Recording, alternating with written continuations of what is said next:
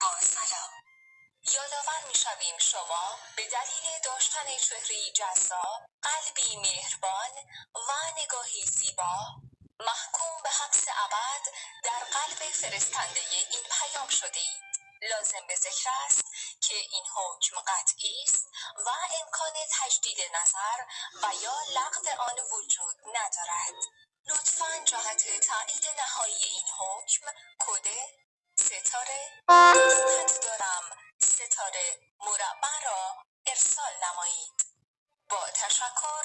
ستاد رسیدگی به شکایات دلبرانه. به جون خودت به جون چشام هر ثانیه دل تنگتم، منم این الان تو فکرتم، اگه میشه بهم زنگ بزن.